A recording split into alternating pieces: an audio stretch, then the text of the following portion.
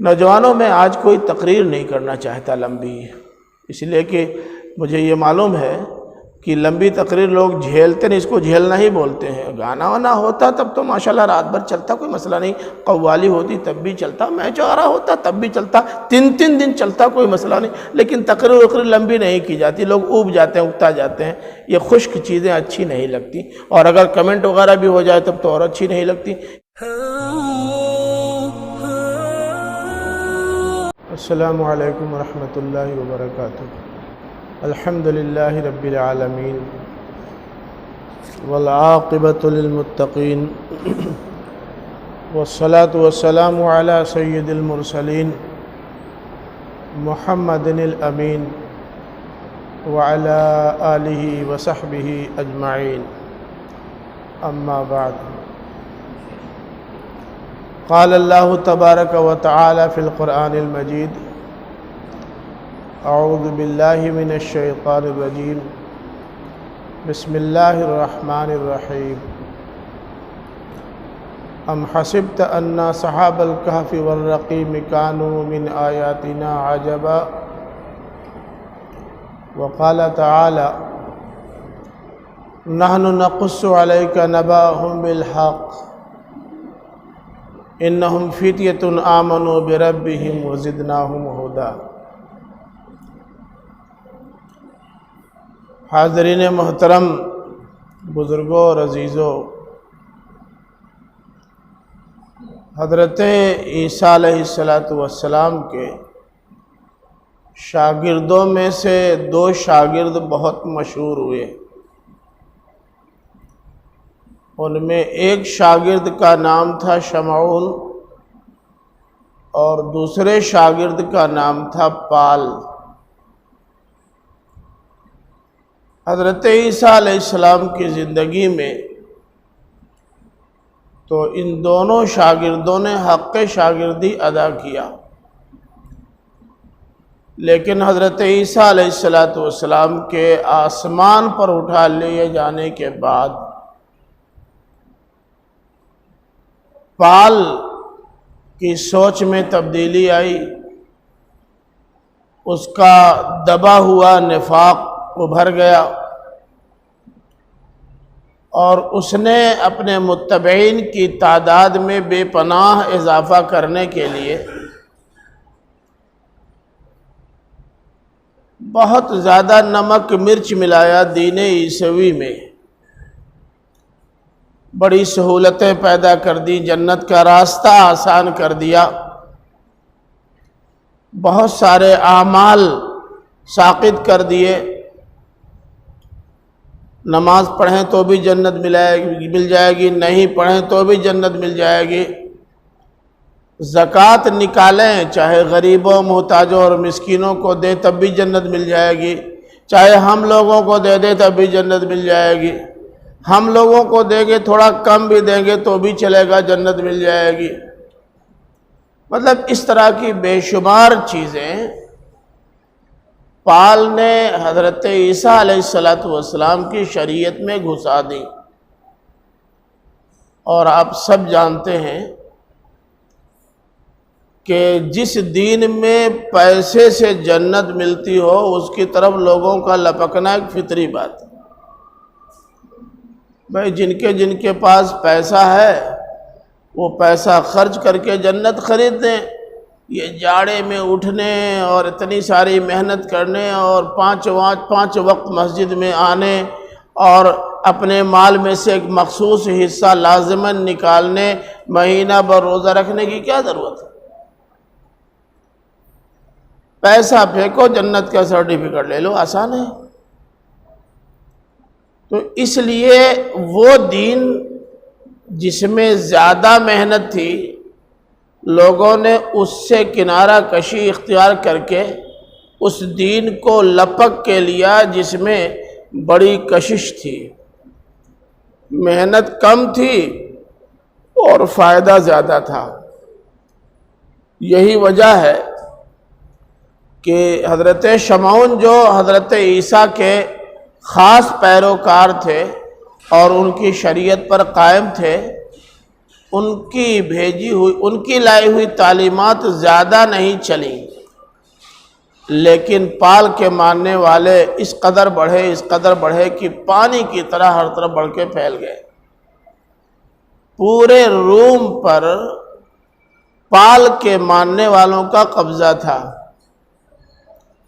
اب ان لوگوں نے اپنی مملکت میں اس وقت کے حقیقی عیسائیوں پر دباؤ ڈالنا شروع کر دیا، اپنے توہمات اور اپنے خرافات اور اپنی بدعات لوگوں پر لاگو کرنا شروع کر دی۔ ظاہر ہے کہ اگر عمل کمزور ہو اور پیسے کے ذریعے دین خریدنے کا مزاج عام ہو جائے تو دینداری گھٹ جاتی ہے، دنیا داری بڑھ جاتی ہے۔ نتیجہ یہ نکلا کہ پورے روم پر پال کے ماننے والے عیسائیوں کا قبضہ ہو گیا، لیکن چند نوجوانوں کو بڑی بے چینی ہوئی، ان کو بڑی پریشانی یہ ہوئی کہ حضرت عیسیٰ علیہ السلام کا لایا ہوا جو حقیقی دین ہے وہ دبتا جا رہا ہے، جس کے پیروکار اور جس کے علمبردار شمعون ہیں، اور پال کا قائم کیا ہوا دین جس میں بدعات ہیں، خرافات ہیں، بہت ساری چیزیں نئی ہیں، وہ دین پھیلتا جا رہا ہے۔ ان کو بے چینی ہوئی، پریشانی ہوئی۔ یہ نوجوان سماج کے معمولی لوگ نہیں تھے، یہ سماج کے سرکردہ نوجوان تھے، بڑے بڑے گھروں سے تعلق رکھتے تھے، امور سلطنت کو انجام دینے والوں کے خانوادے سے تعلق رکھتے تھے، بلکہ آپ چاہیں تو کہہ سکتے ہیں کہ شاہی خاندان کی یہ نوجوان تھے۔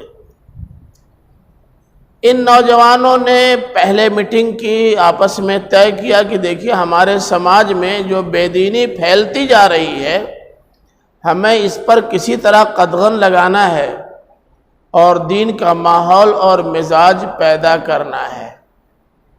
چند نوجوانوں نے مل کر یہ طے کیا اور انہوں نے معاشرے کی اصلاح کا بیڑا اٹھایا۔ معاشرے کی اصلاح کا کام شروع کیا تو نوجوان بڑی تیزی کے ساتھ ان سے متاثر ہونے لگے۔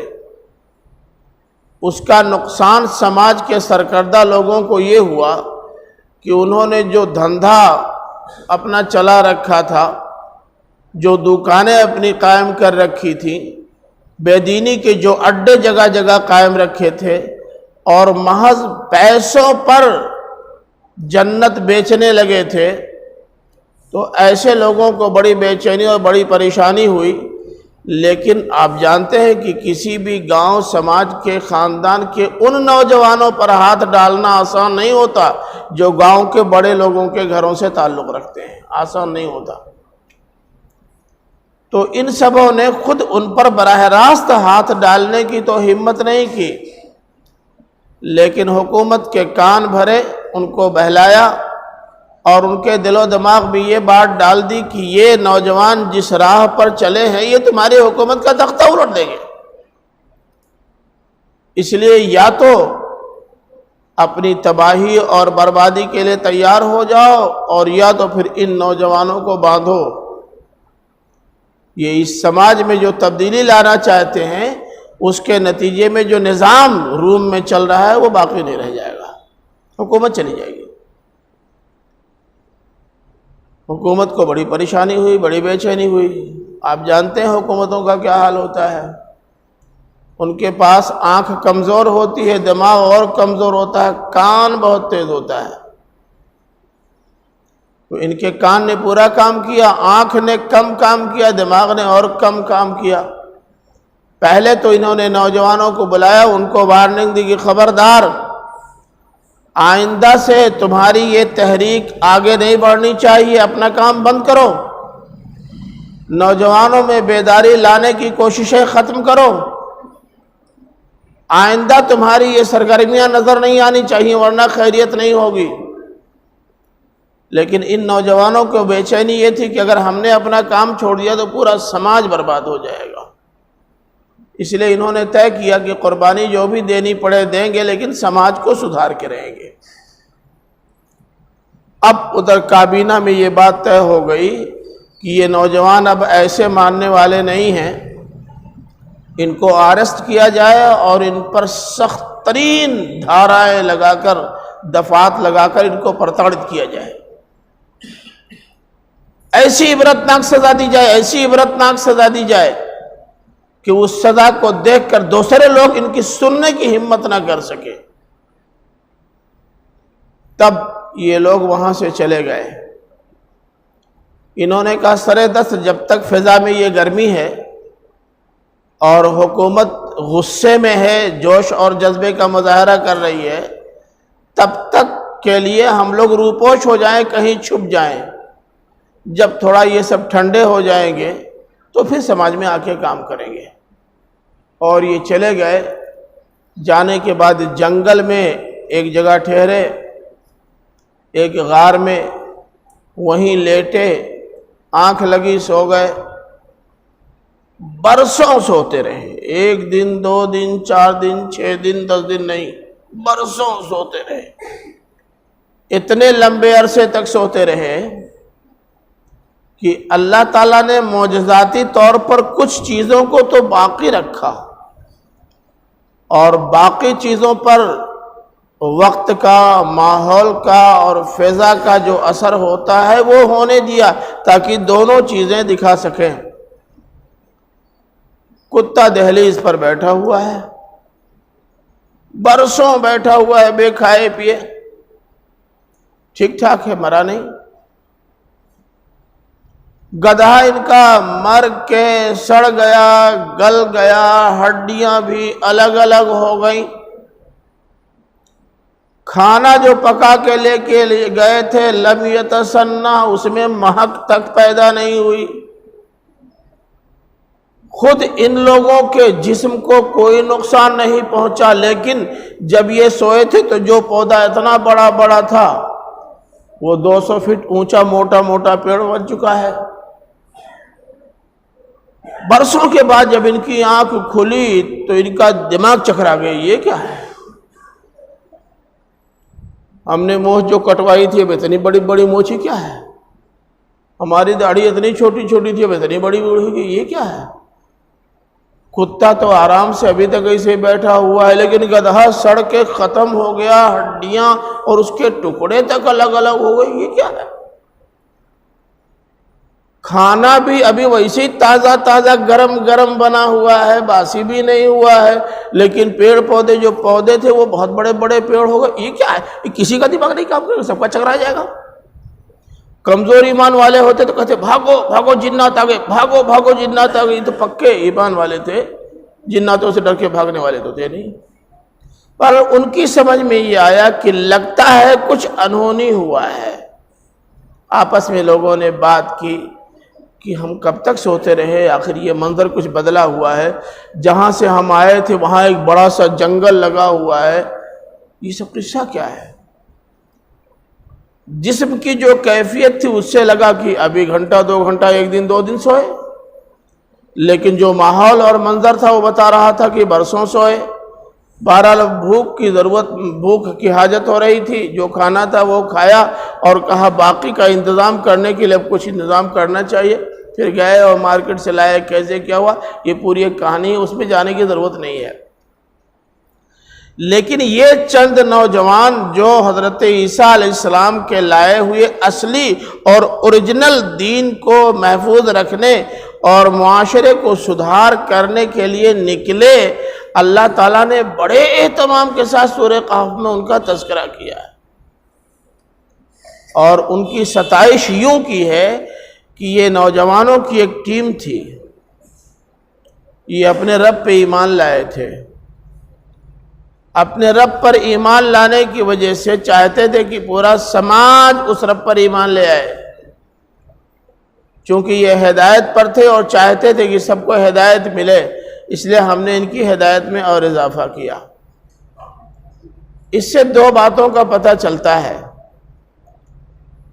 بلکہ 3 باتوں کا پتہ چلتا ہے۔ ایک تو اس بات کا کہ ہمارے سماج میں جن نوجوانوں کا احساس یہ ہو کہ ہمارے سماج میں بگاڑ آ رہا ہے، خرابیاں آ رہی ہیں، معاشرہ غلط رخ پہ جا رہا ہے، تو ان سب کی ذمہ داری ہے کہ معاشرے کو سدھارنے کے لیے آگے بڑھیں، محنت کریں، کوشش کریں۔ ایک بات تو یہ معلوم ہوئی۔ دوسری بات یہ معلوم ہوئی کہ اگر ایمان پر قائم رہتے ہوئے، ایمانی تقاضوں کو پورا کرتے ہوئے سماج کے سدھار کی کوششیں کریں گے تو اللہ تعالیٰ شر پسندوں کے شر سے بچائے گا، محفوظ رکھے گا، شکل جو بھی ہو۔ اور تیسری بات یہ معلوم ہوتی ہے کہ اگر ہدایت کا چراغ جلانے کے لیے کچھ لوگ تیار ہوں تو اللہ تعالیٰ اس ہدایت کے چراغ کو مزید روشن کر کے رہتا ہے۔ زدناہم ہدی، توفیق اللہ تعالیٰ کی طرف سے ملے گی، اخلاص ہو، للہیت ہو، عزم ہو اور اس کے لیے جد و جہد، تو اللہ تعالیٰ کی طرف سے مدد اور اللہ تعالیٰ کی طرف سے توفیق ملتی ہے۔ سماج کو سدھارنے کی فکر پیدا ہونی چاہیے بس، اور سماج کو سدھارنے کے لیے نوجوان جو کردار ادا کر سکتے ہیں وہ کردار دوسرا کوئی نہیں ادا کر سکتا۔ ان کے اندر جوش ہوتا ہے، ان کے اندر حوصلہ ہوتا ہے، ان کے اندر امنگیں ہوتی ہیں، کچھ کر گزرنے کی طاقت ہوتی ہے، اور یہ عمر کی جس منزل میں ہوتے ہیں جہاں بہکنے کے چانسز زیادہ ہوتے ہیں، اگر یہ سیدھی راہ پر آ جائیں تو بوڑھوں کو ان سے خود ترغیب ملتی ہے کہ یہ جو ابھی کھانے پینے کے دن گزار رہے تھے، جب ان کے اندر یہ دینداری ہے تو ہمیں بدرجہ اولا دیندار بننا چاہیے۔ یہ احساس پیدا ہوتا ہے۔ نوجوانوں کا کردار، نوجوانوں کا عمل اور نوجوانوں کی کوششیں ان کی ذات کو جو فائدہ پہنچاتی ہیں، ان کے سماج کو اور ان کے جیسے نوجوانوں کو فائدہ پہنچاتی، اس سے زیادہ اپنے بڑوں پر اثر انداز ہوتی ہیں۔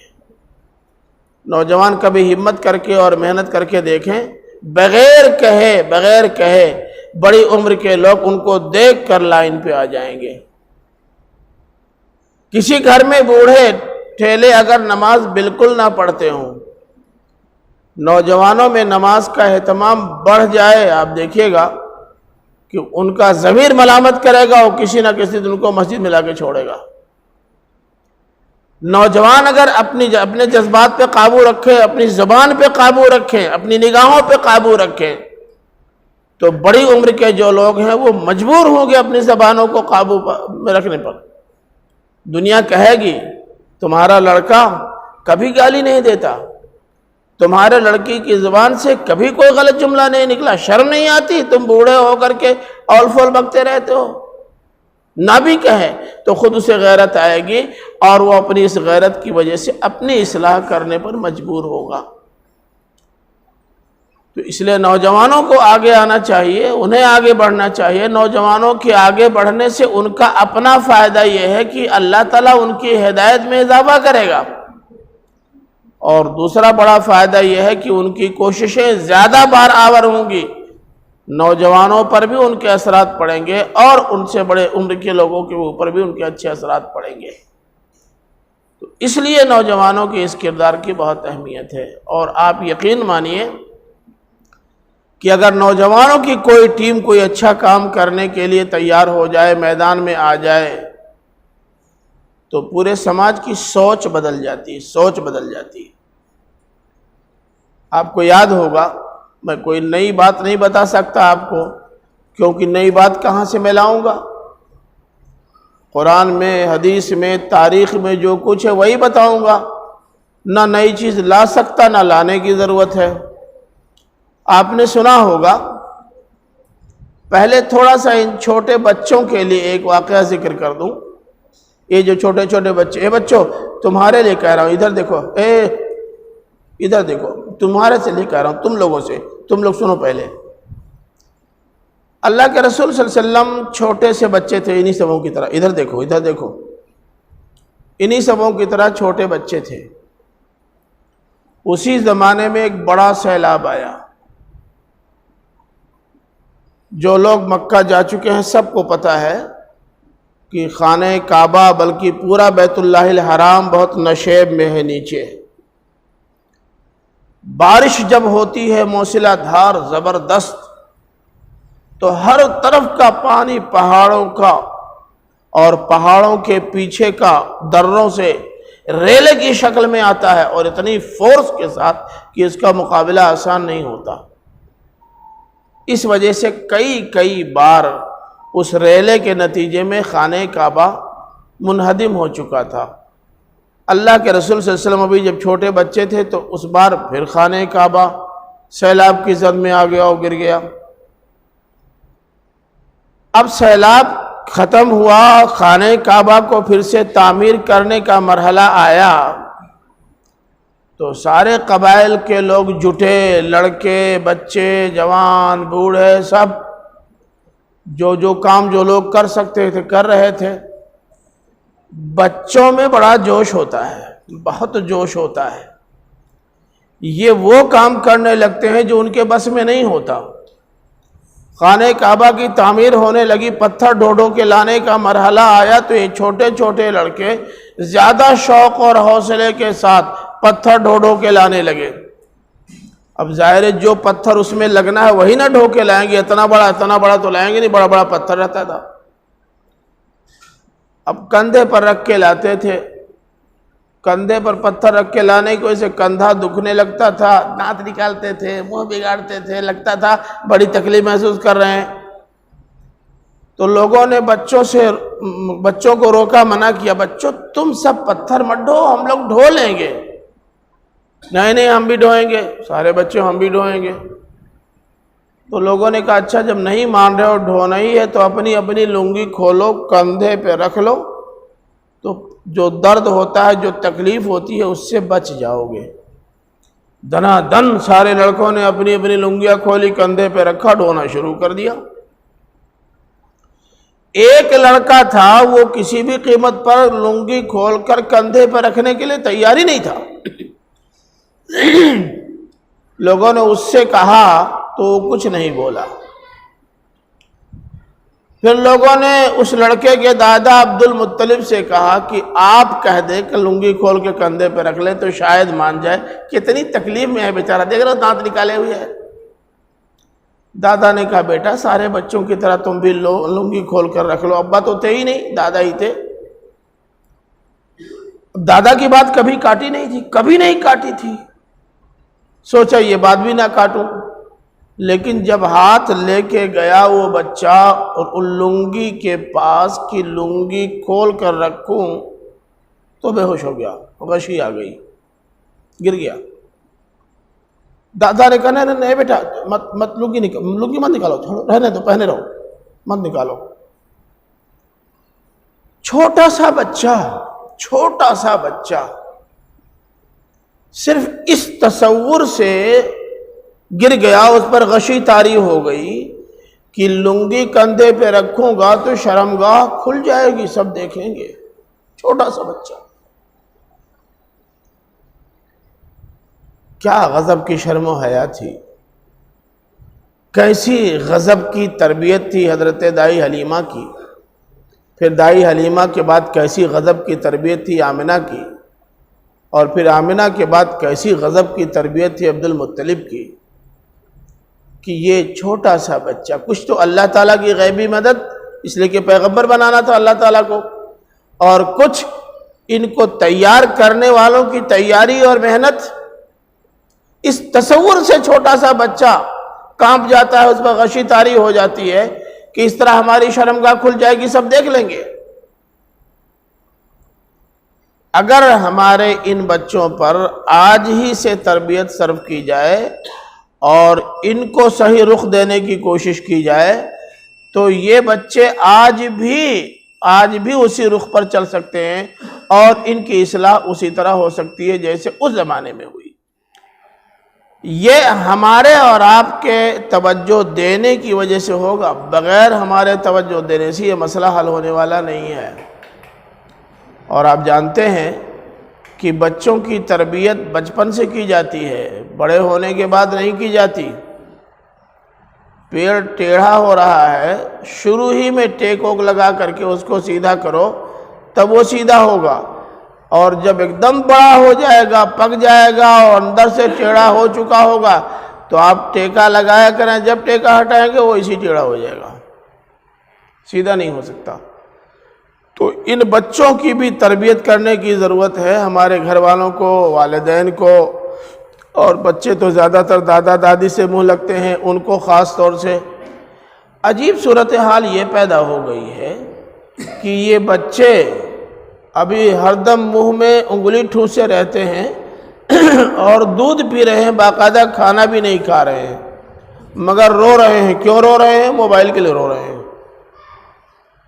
یہ چھوٹے چھوٹے بچے چلا رہے ہیں کس لیے؟ موبائل کے لیے، کیونکہ موبائل میں بہت سارے مناظر ان کی دلچسپی کے ہیں، ان کو دیکھنے کے لیے۔ جب ان کے عشق کا یہ عالم اس عمر میں ہے تو بڑے ہونے کے بعد یہ ٹرین سے نہیں ٹکرائیں گے، ٹریکٹر سے نہیں کٹیں گے تو کہاں جائیں گے؟ یہ عشق ان کو دیوانہ بنائے ہوئے ہے۔ ابھی سے ان پر توجہ دینے کی ضرورت ہے، ابھی سے۔ یہ بات برسبیل تذکرہ آ گئی، ورنہ بات نوجوانوں کی چل رہی تھی۔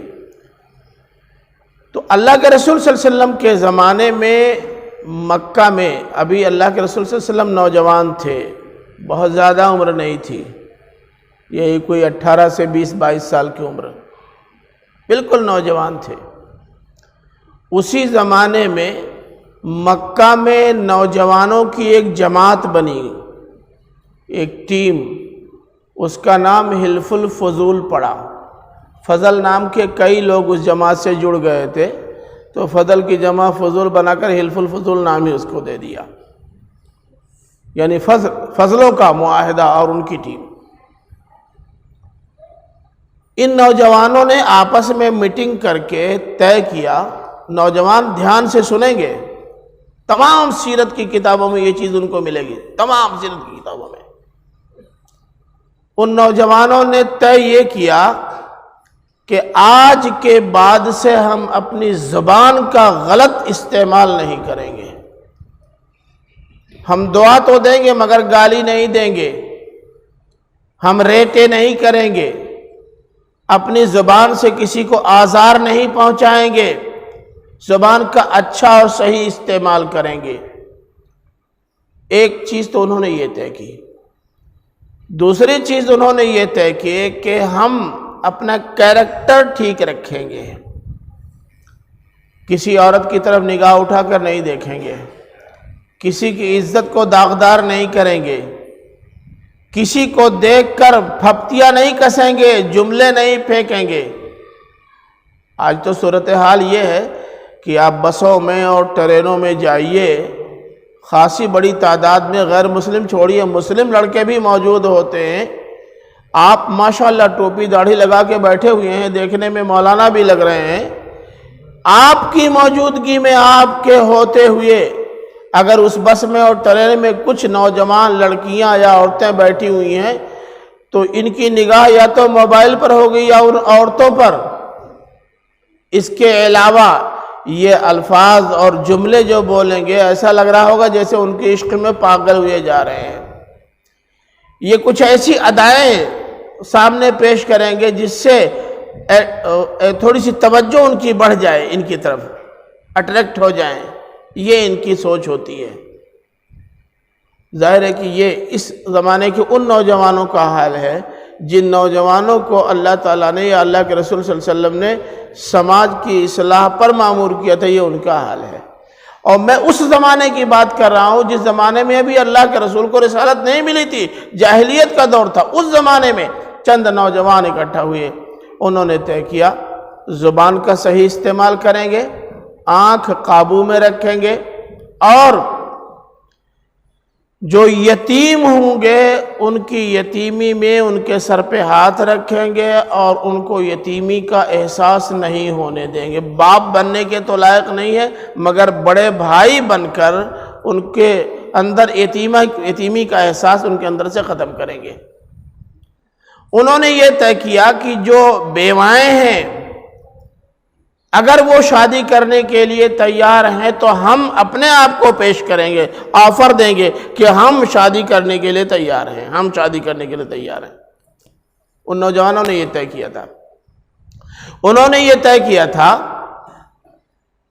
کہ جو بوڑھے ٹھیلے ہیں، کمزور ہیں اور ان کے پیچھے ان کی خدمت کرنے والے ان کا سہارا بننے والے نہیں ہیں، ان کا سہارا ہم بنیں گے، سامان خرید کے ہم لائیں گے، کہیں لے جانا ہے تو انگلی پکڑا کر کے ہم لے جائیں گے، اور ان کے اس بڑھاپے میں ان کا سہارا ہم بنیں گے۔ الغرض اس طرح کی کئی چیزیں ان نوجوانوں نے طے کی۔ جب محمد ابن عبداللہ جو بعد میں رسول اللہ ہوئے صلی اللہ علیہ وسلم، ان کو اس کی خبر ملی کہ یہاں نوجوانوں کی کوئی ٹیم بنی ہے، کوئی جماعت بنی ہے، اور وہ جماعت سماج میں اچھا کام کرنا چاہتی ہے، تو خود گئے ان کے پاس، پوچھا آپ کی نے کوئی جماعت بنائی؟ کہاں؟ کہا کیا کام ہے بتایا، کہا تو ہم کو بھی جماعت کا ممبر بنا لیجئے۔ ابھی آج میں 4-6 نوجوانوں سے یہ کہہ دوں کہ نوجوانوں، کھنڈواری کے اندر اصلاح کرنے کے لیے تم لوگ اپنی ایک چھوٹی سی جماعت بنا لو، اور یہ بنا لیں۔ کیا ایمانداری کے ساتھ آپ اس بات کی تائید کریں گے کہ پھر سارے نوجوان خود ہی آ کر کہیں گے حافظ جی ہم کو بھی اپنی جماعت کا ممبر بنا لیجئے؟ یہاں تو بلانے پر، پکڑنے پر، کھدیڑنے پر اور پچھیانے پر تو ہاتھ ہی نہیں آتے، خود ہی سے آگے بڑھ کر کے کون آئے گا یہ کہنے کے لیے کہ کام بڑا اچھا کرنے جا رہے ہیں، ہم کو بھی اپنے کام میں شامل کر لیجئے۔ مگر وہ محمد ابن عبداللہ جس کو رسول اللہ بننا تھا صلی اللہ علیہ وسلم، وہ آگے بڑھے، انہوں نے کہا نوجوانوں جو کام تم کر رہے ہو بہت اچھا کام ہے، ہم بھی تمہاری جماعت کے ممبر بننا چاہتے ہیں۔ لوگوں نے کہا بہت اچھی بات، موسٹ ویلکم، تشریف لائیے، اس سے اچھی بات کیا ہوگی؟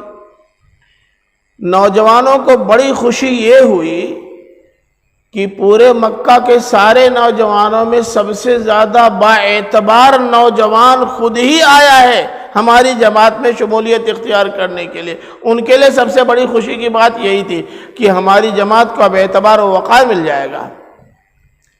اور جب سماج میں یہ پیغام پہنچا کہ نوجوانوں کی اس ٹیم کا ممبر محمد ابن عبداللہ بھی بن گیا ہے، تو سب نے کہا بس اب اطمینان ہے ان نوجوانوں کی طرف سے، یہ کوئی غلط کام نہیں کریں گے، کیونکہ اس پارٹی کے ایک ممبر محمد ابن عبداللہ بھی ہے۔ اور اس ٹیم نے بڑا کام کیا، بہت کام کیا۔ میرے پاس وقت نہیں ہے کہ میں گناؤں کہ عربوں میں کیا خوبیاں، کیا اوصاف اور کیا کمالات تھے۔ میں اللہ کے گھر میں کہہ رہا ہوں کہ 20 ایسے کمالات ان کے گنائے جا سکتے ہیں جو آج پوری اسلامی دنیا میں کہیں نہیں پائے جاتے۔ پوری اسلامی دنیا میں، غیر اسلامی دنیا کو تو چھوڑ دیجئے، پوری اسلامی دنیا میں کہیں نہیں پائے جاتے۔ وہ اوصاف و کمالات بھی ان کے اندر تھے۔ بڑی تبدیلی آئی، بہت تبدیلی آئی، اور پتہ نہیں کیوں میں جب بھی سیرت کا مطالعہ کرتا ہوں تو یہ ایک چیز ابھر کے میرے سامنے ضرور آتی ہے۔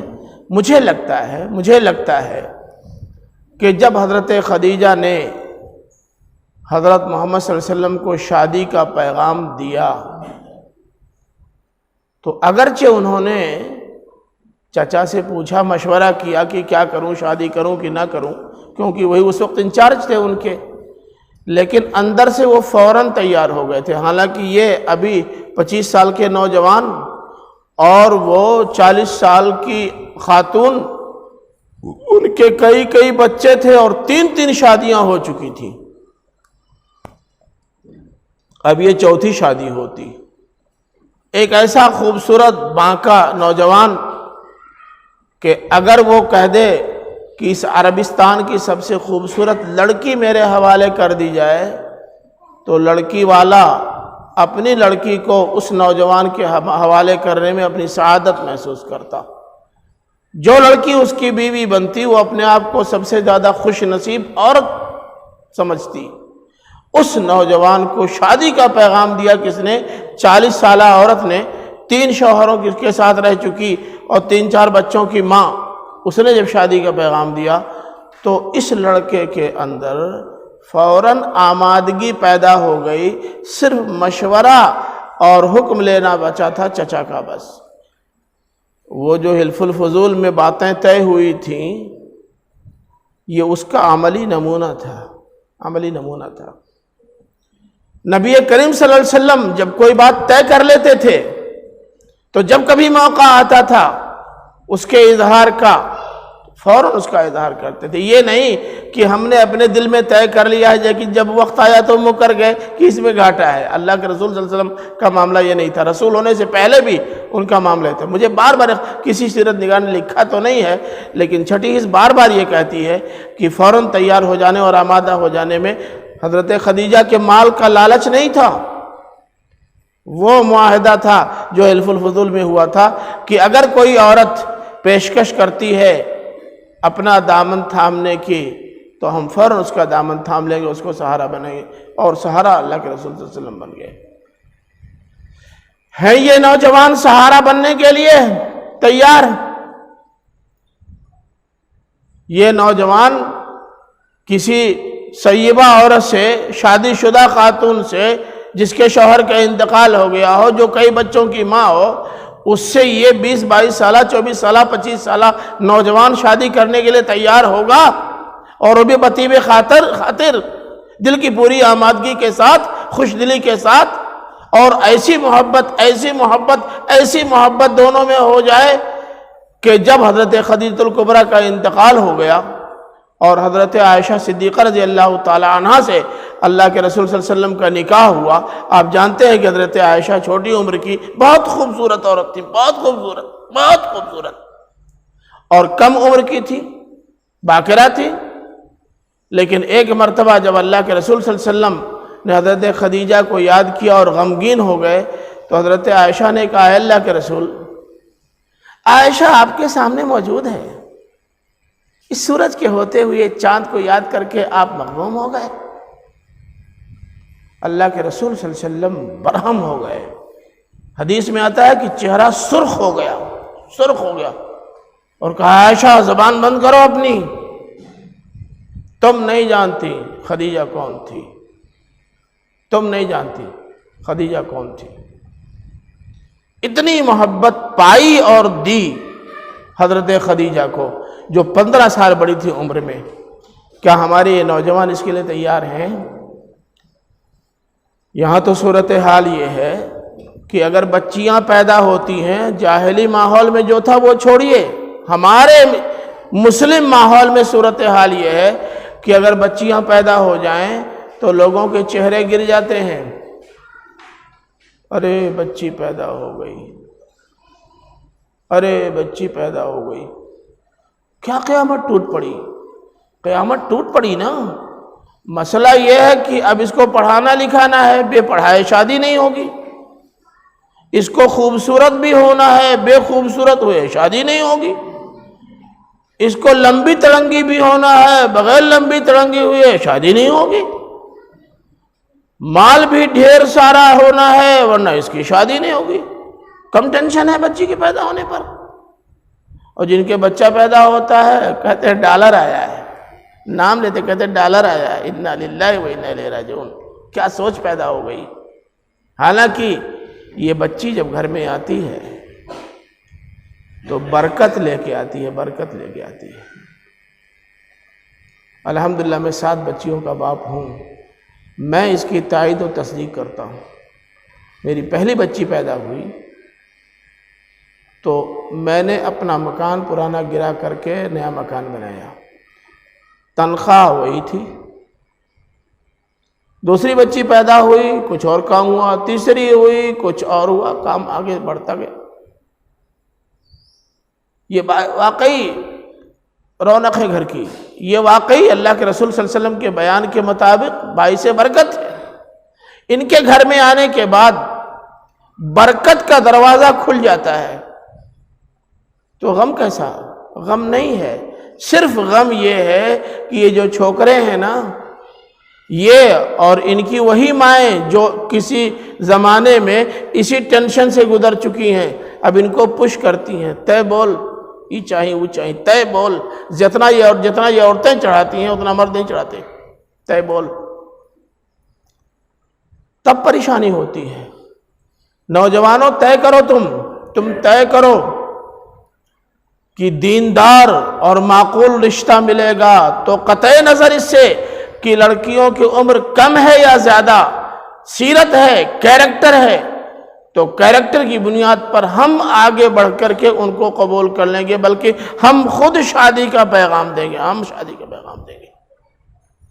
یہ طے کر لو اور یہ نوٹ کر لو کہ تمہاری زندگیوں میں اگر وہ خواتین آ گئیں جن کو دیندار کہا جاتا ہے تو کم سے کم تمہارا گھر اور تمہارا خاندان تو بہرحال سدھر جائے گا، چاہے کچھ اور ہو چاہے نہ ہو.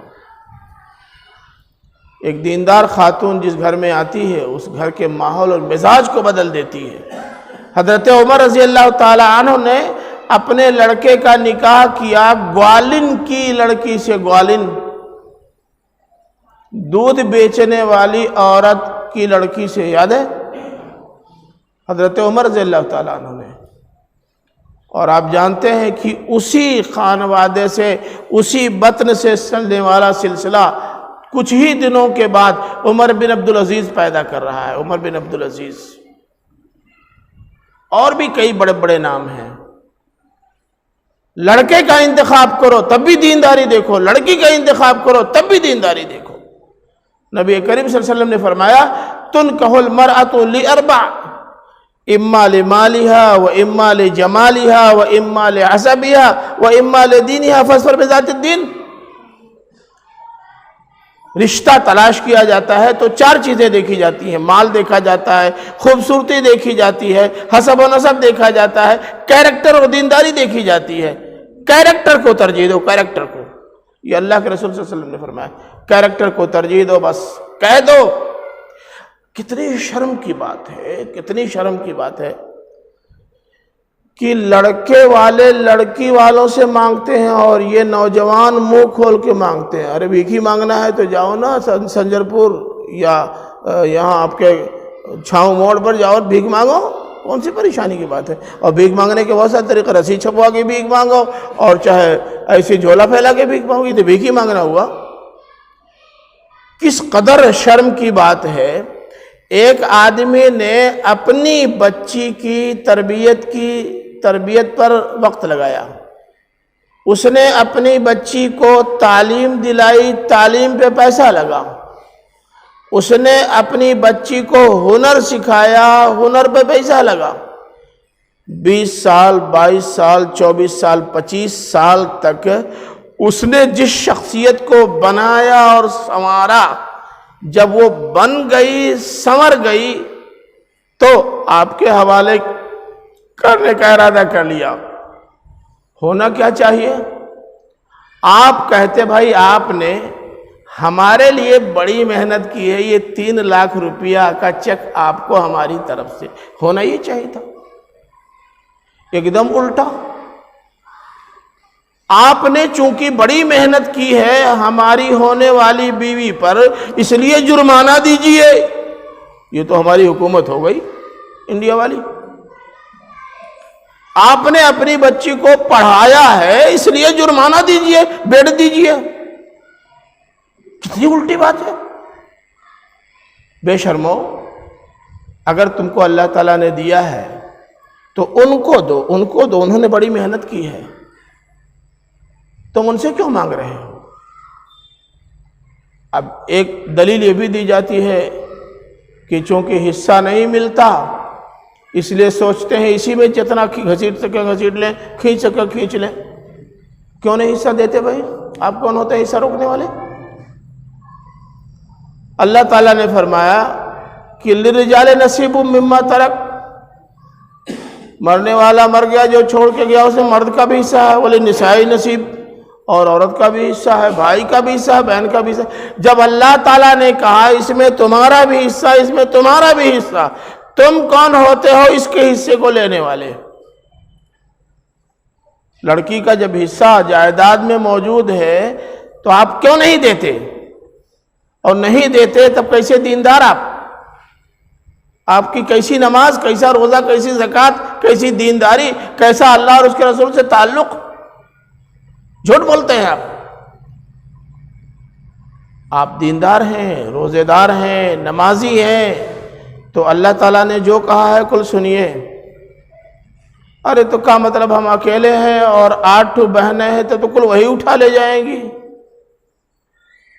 ارے بھائی ہو سکتا ہے کہ آپ کی بیوی بھی جہاں ہو وہاں کوئی نہ ہو، اکیلے ہو تو ڈھیر سارا وہ بھی تو اٹھا لائے گی۔ مل رہا ہے بہت اچھا، جا رہا ہے یہ نہیں ہو سکتا۔ کیا سوچ ہے؟ یہ کون سی دینداری ہے؟ یہ سب کچھ نوجوانوں کو کرنا ہوگا۔ میں ایک نوجوان کا چھوٹا سا واقعہ سناتا ہوں، گفتگو لمبی نہیں کروں گا۔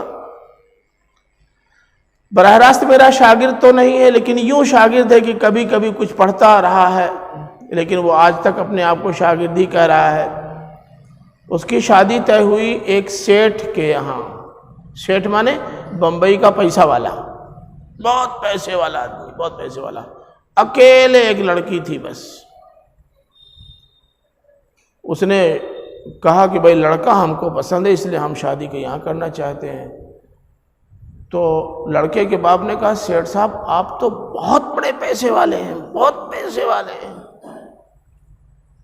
اور ہمارے پاس پیسہ نہیں ہے، کچھ کھیت ہے اور یہ لڑکا پڑھا ہوا ہے، مولوی ہے، بس اتنی سی بات ہے اور کچھ نہیں۔ کہا نہیں لڑکا ہم کو پسند ہے، اور ہم کو دھن دیکھنے کی کیا ضرورت ہے، ہمارے پاس تو خود اتنا ہے کہ ہم اس کو دے دیں تو یہ اور اس کی اولادیں بیٹھ کے کھائیں گی، تو دھن دیکھنے کی کیا ضرورت؟ رشتہ طے ہو گیا۔ اس لڑکے نے کہا، خود لڑکوں تم سنو، اس لڑکے نے کہا، پہلے اپنے ابو امی سے کہا کہ ہم شادی کریں گے ضرور، لیکن ان کے گھر سے کچھ لائیں گے نہیں، کچھ نہیں لائیں گے۔ آپ لوگ اس پہ تیار ہیں تو ہم تیار ہیں، ہم سیٹھ کی غلامی نہیں کریں گے۔ کہا بیٹا تمہاری مرضی۔ سیٹھ صاحب جب آئے شادی کی تاریخ رکھنے کے لیے تو لڑکے نے پھر کہا کہ چچا سوائے لڑکی کے ہم کچھ نہیں لائیں گے، اور اگر آپ ہماری مرضی کے خلاف کچھ دیں گے تو ہم سامان رکھ لیں گے، لڑکی آپ کی واپس کر دیں گے۔ ہم یہ سمجھیں گے کہ ہم غریب تھے، آپ نے ہم کو دے دیا، لے لیں گے۔ انہوں نے کہا نہیں بیٹا کچھ نہیں دیں گے، بالکل نہیں۔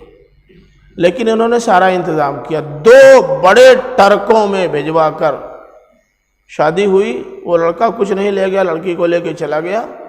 دوسرے دن 2 بڑے ٹرکوں پہ بھر کے سامان ان کے گھر پہنچ گیا۔ لڑکا باہر آیا، کیا ہے بھائی؟ وہ سیٹھ صاحب نے بھیجا ہے کہ یہ لے جاؤ میری بچی کے یہاں پہنچا دو۔ اچھا ٹھیک ہے، اب ہمارے پاس اتنا سامان رکھنے کی تو جگہ ہے نہیں، مکان ہی اتنا بڑا نہیں ہے، ایسا کیجئے کہ آپ یہیں باہر اتار دیجئے، اور سیٹھ صاحب سے کہہ دیجئے گا کہ ذرا ایک بلڈنگ یہیں بنوا دیں اس کو رکھنے کے لیے، ورنہ برسات اور ساتھ میں سب خراب ہو جائے گا، سڑ جائے گی۔ کہا ٹھیک ہے صاحب، بالکل جا کے کہہ دیں گے۔ سامان اتار کے جب چلنے لگا کہا رکیے ہم بھی چلیں گے۔ اپنی بیوی سے کہا چلو چلتے ہیں۔ بیوی نے کہا کیوں، ابھی تو 3 دن کے بعد جانا ہے؟ کہ نہیں آج ہی چلنا ہے۔ بیوی کو اسی ٹرک پہ بٹھایا، ٹرک پہ ڈبل سیٹ ہوتی ہے نا، 2 سیٹر، بیٹھے میاں بیوی دونوں پہنچ گئے۔ وہاں پہنچے تو انہوں نے کہا صاحب یہ آپ کی بچی آپ کے حوالے ہے اور میں چلا، السلام علیکم کہہ کے چلے گئے۔ گاڑی موٹر تو تھی، پیدل روانہ۔ ابھی بات کیا ہے؟ ارے کچھ بتاؤ بھائی۔ اے بابو کیا بات ہے؟ اے مولوی صاحب بات کیا ہے؟ ذرا کچھ بتاؤ گے نا۔ مولوی صاحب نے کہا کوئی بات نہیں، ہم نے تو آپ سے کہا تھا کہ ہم کچھ نہیں لیں گے، اور اگر آپ زبردستی بھیجیں گے تو سامان لے لیں گے، بچی واپس کر دیں گے، ہم نے جو کہا تھا وہی کیا۔ دو میں سے یا تو آپ کا سامان ہمارے یہاں رہے گا یا آپ کی بچی ہمارے یہاں رہے گی، آپ کو طے کرنا کہ کیا کرنا ہے۔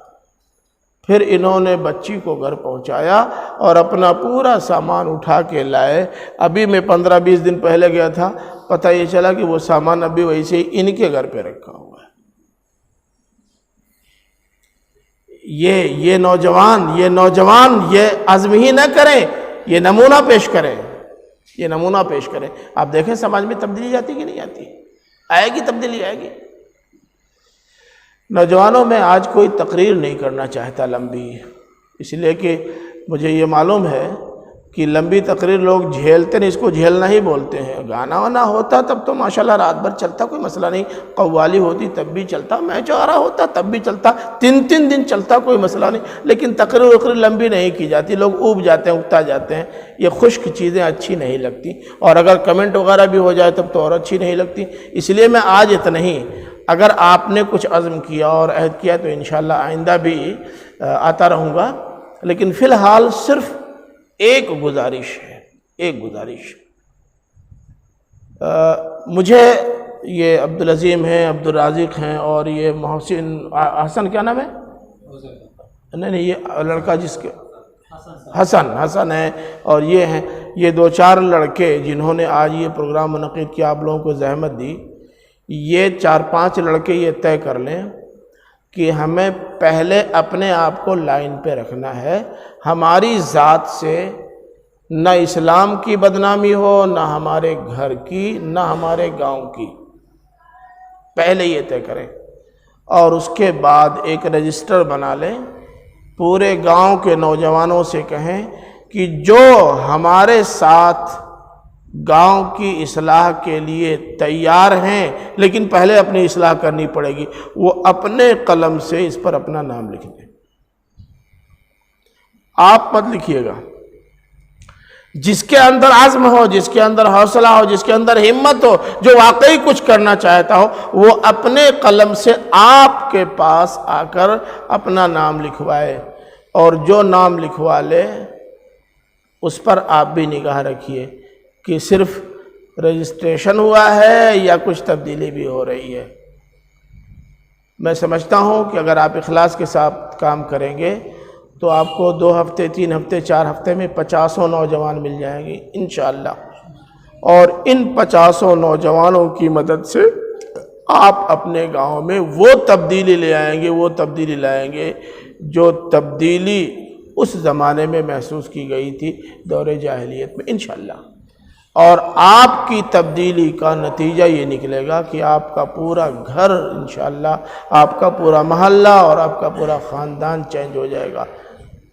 دیکھیے، پریکٹیکل جب تک آپ دونوں لوگوں کے سامنے اپنی سوچ نہیں رکھیں گے، تھیوری سے کام چلنے والا نہیں ہے۔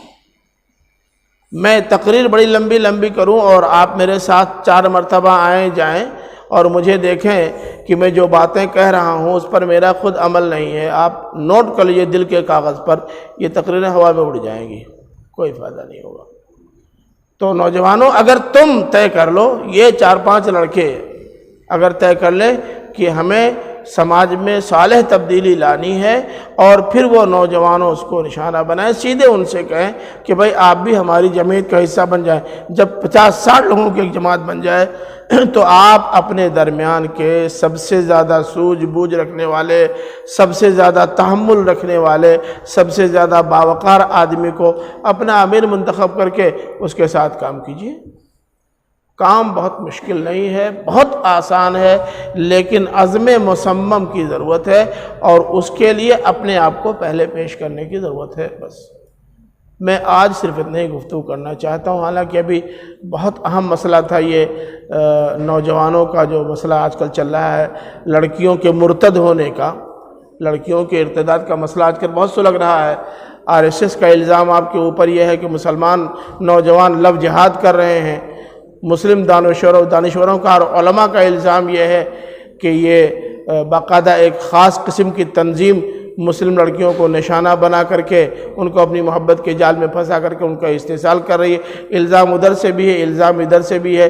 الزام میں کتنی صداقت ہے اور اس میں قصور کس کا زیادہ ہے؟ ایسا لگتا ہے سارا قصور لڑکوں کا ہے، ادھر والے لڑکے ادھر والی لڑکیوں کو، ادھر والی لڑکیاں ادھر والے لڑکوں پر۔ کوئی نہیں کہتا کہ یہ لڑکیاں پھنسا کے ہمارے لڑکوں کو برباد کر رہی ہیں، یہ کوئی نہیں کہتا۔ یہ ایک مستقل ٹاپک ہے، اس پر تفصیلی گفتگو کی ضرورت ہے، اور واقعی یہ وقت کا بہت سلگتا ہوا موضوع ہے۔